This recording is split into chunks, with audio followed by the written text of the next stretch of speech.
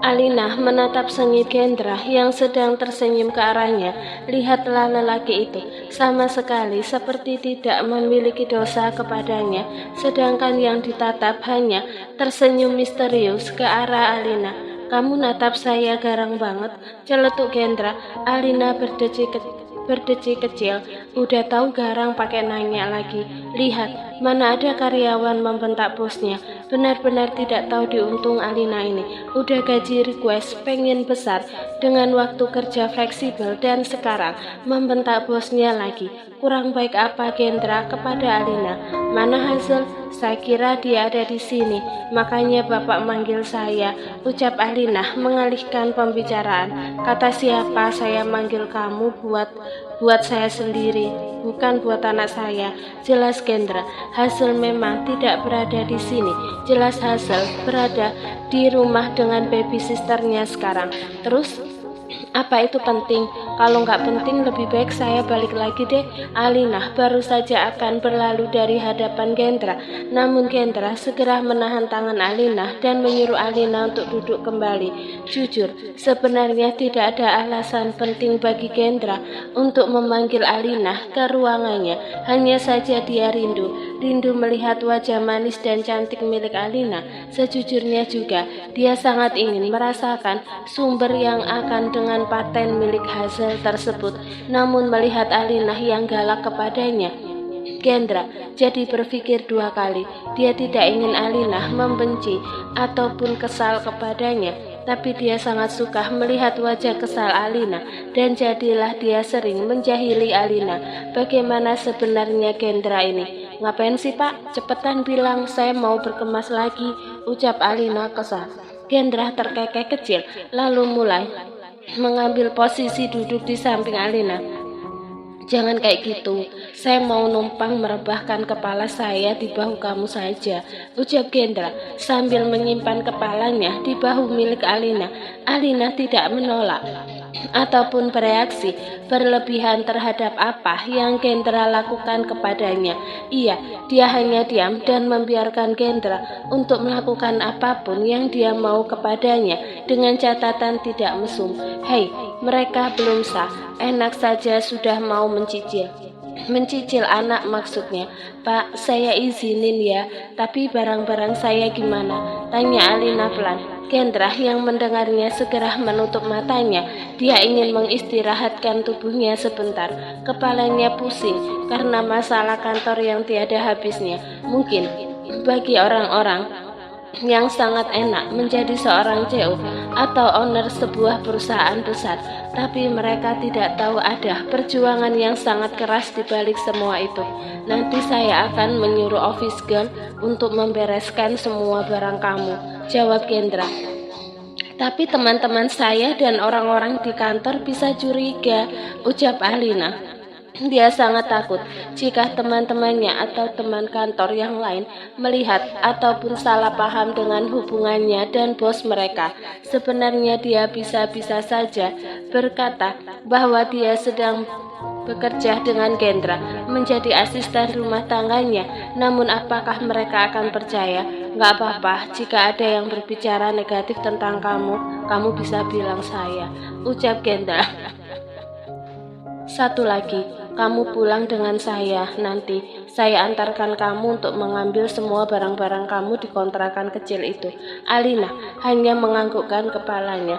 Dia akan menjadi penurut saat ini. Dia tidak akan melawan dengan Gendra. Dia takut gajinya dipotong. Udah semua? Tanya Gendra ketika dia meletakkan barang terakhir Alina yang akan dia bawa ke rumahnya. Udah. Nggak ada lagi kok, ucap Alina. Gendra menganggukkan kepalanya. Selanjutnya mereka berdua mulai masuk ke dalam mobil milik Gendra yang kali ini sedang disupiri oleh sopir pribadi Gendra. Gendra sedang malas untuk menyetir mobil, jadilah dia menggunakan sopir di rumahnya untuk kali ini. Gendra tersenyum mesum ke arah Alina. Sebenarnya Gendra sengaja untuk menggunakan sopir karena dia ingin melancarkan aksinya. Dia juga sengaja membawa mobil yang memiliki sekat dekat antara sopir dan bangku penumpang. Dan ya, mobilnya sangat kedap suara. Mobil ini khusus dipesan olehnya untuk dalam keadaan darurat dan sepertinya sangat cocok untuk keadaan sekarang.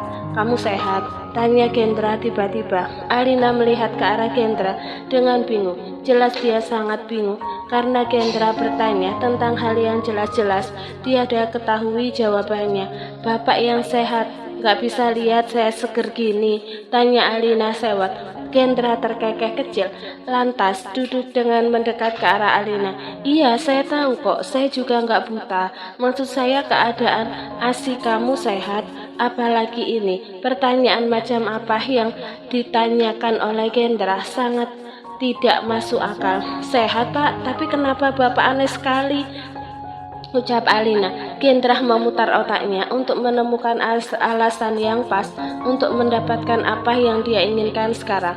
Meski alasan tidak masuk akal, it's okay. Kemarin hasil diare, dia sampai dehidrasi masuk rumah sakit. Ucap Gendra. Di dalam hatinya, Gendra dengan keras meminta maaf kepada Hazel yang telah dia bawa namanya. Mana bawa oleh hal yang jelek seperti menyumpahi anaknya sakit, tapi tak apa, semoga tidak terjadi. Ini juga menjadi salah satu perjuangan Gendra untuk mencicipi yang sering Hazel minum.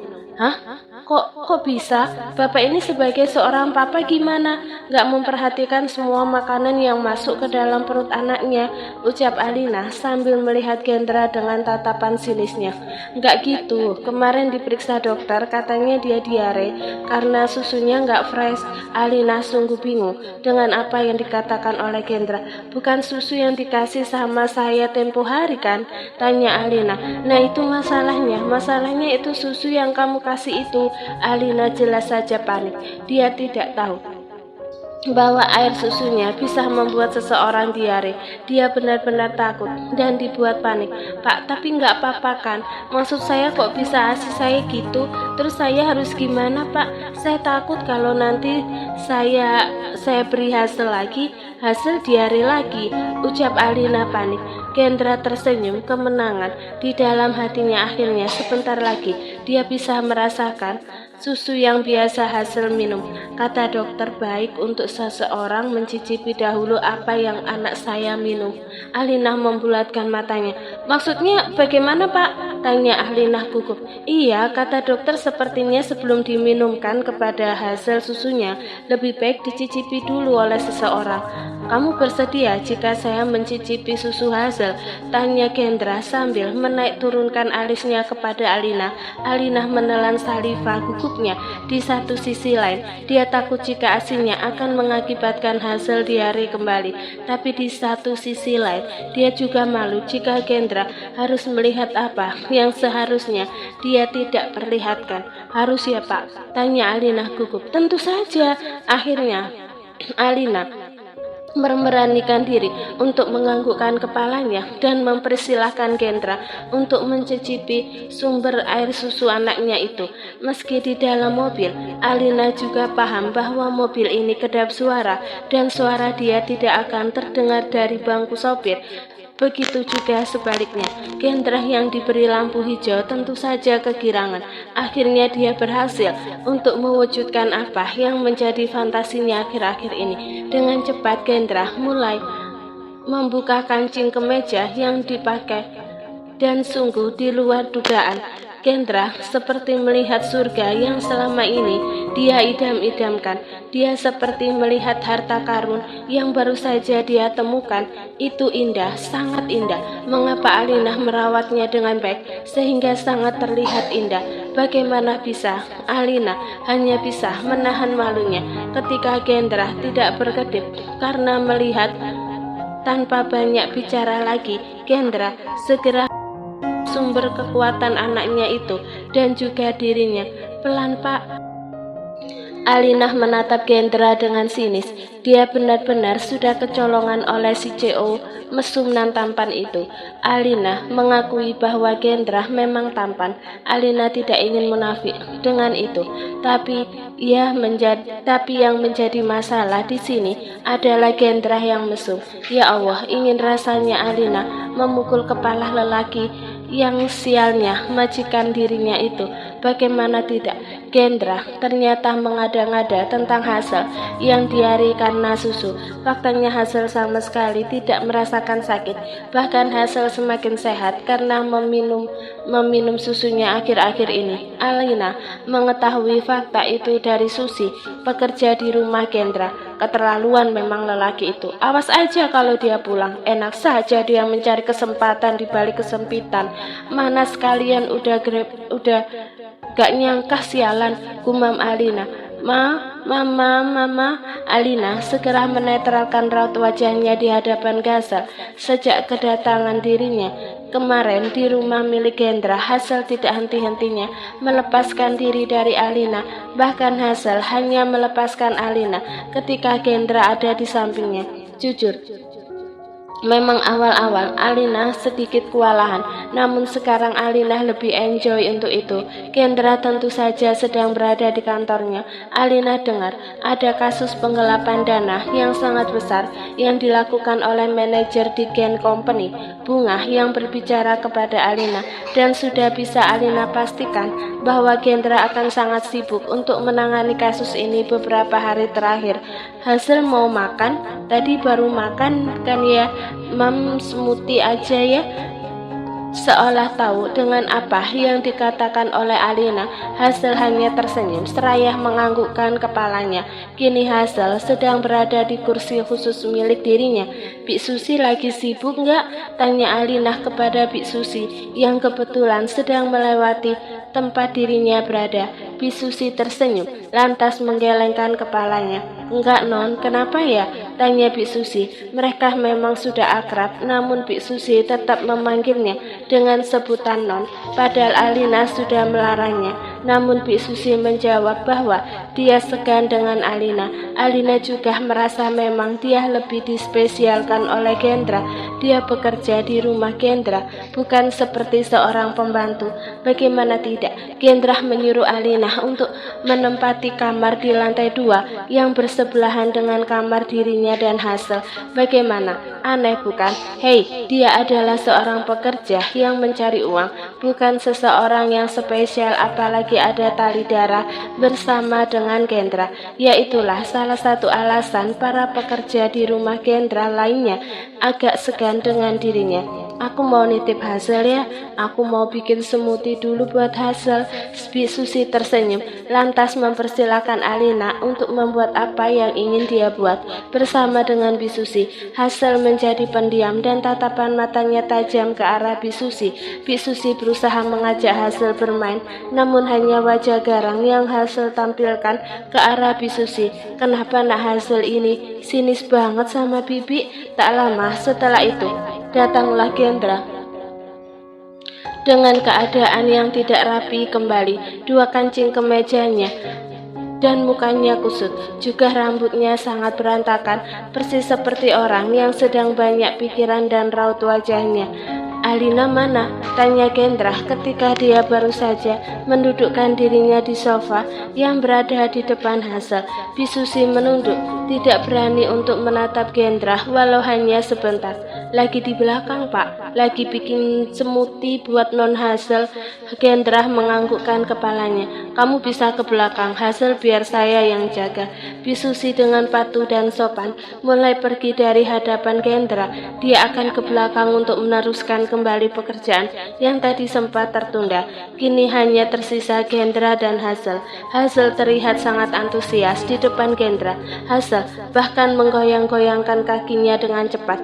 Gendra pun terkekeh kecil melihat Hazel yang semangat bertemu dengannya. Rasa lelah akibat pekerjaan pun rasanya hilang ketika dia sudah melihat wajah Hazel. Andaikan dia juga bisa melihat wajah istrinya saat dia datang bekerja, mungkin rasa lelahnya akan hilang 10 kali lipat jika melihat istri dan anaknya itu. Hazel terlihat sangat bersemangat melihat ayahnya yang berada di dekat dirinya. Hazel juga mengangkat tangannya tinggi-tinggi yang menandakan dirinya ingin digendong oleh papanya. Gendra dengan sigap berdiri, namun saat dirinya akan menggendong Hazel, tiba-tiba Alina datang dan menghentikan Gendra yang akan menggendong Hazel. Jangan gendong Hazel, enak aja, baru dari luar, banyak kuman, bapak juga belum mandi. Nggak boleh pegang anaknya dulu, ucap Alina sambil duduk di samping Gendra. Gendra mengurungkan niatnya untuk menggendong Hazel, dan ya, kini Hazel yang berada di gendongan Alina. Hazel sama aku dulu ya, jangan mau sama papa, bau, belum mandi, ucap Alina. Gendra tertawa kecil, dia tidak marah ketika Alina berbicara seperti itu kepadanya, karena selain itu fakta. Alasan lain karena ya Gendra tidak bisa marah dengan Alina. Kok manggil aku? Jangan dibiasakan gitu, ucap Gendra. Alina mengerutkan keningnya. Gak apa-apa, asalkan jangan bilang kasar, ucap Alina. Gak boleh dibiasakan. Nggak boleh dibiasakan, dia bilang ke kamu harus dengan sebutan lain. Sebutan apa? Lagi pula itu sopan-sopan aja. Hazel baru panggil kamu Mama, Mama, bukan yang lain. Ya Hazel? Hazel mengedipkan matanya lucu ke arah Gendra. Ma, ya Pa. Nah pinter betul, Mama, bukan yang lainnya. Alina berdecak seraya memutar bola matanya malas. Gendra ini ada-ada aja. Ya udah, saya ke atas dulu mau mandi, pingin gendong anak saya, ucap Gendra. Namun belum Gendra melangkahkan kakinya menuju ke kamarnya, tangan Alina sudah mencegah Gendra berjalan dan menyuruh Gendra untuk duduk kembali. Gendra tentu saja bingung mengapa Alina mencegah dirinya untuk pergi. Apakah Alina masih rindu kepadanya? Ais baper sekali dirinya jika itu benar. Kenapa? Kamu masih kangen saya? Nanti kita bisa kangen-kangenan lagi. Saya mau mandi dulu biar segar. Terus nanti saya icip lagi. Takut Hazel diare lagi. Apa? Apa-apa? Hah? Diare? Diare? Hazel sehat ya? Kemarin atau kapanpun gak akan pernah diare karena minum susu. Kemarin itu hanya akal-akalan bapak kan. Saya nggak nyangka sama bapak yang berani-beraninya bohong bawa-bawa anak sakit karena saya. Bapak yang tak patut dicontoh. Perkataan Alina jelas membuat Gendra membulatkan matanya. Maksudnya, mengapa Alina tahu jika itu hanya akal-akalan dirinya? Pasti ada yang membocorkan itu semua. Tapi mengapa kamu tahu maksud saya? Please deh Pak, kalau bohong tuh pikirin, nanti omongan jadi doa. Bapak juga harus tanggung jawab, enak aja. Gendra tersenyum misterius ke arah Alina. Oke, saya siap bertanggung jawab, kita akan menikah. Astagfirullah, duda gila.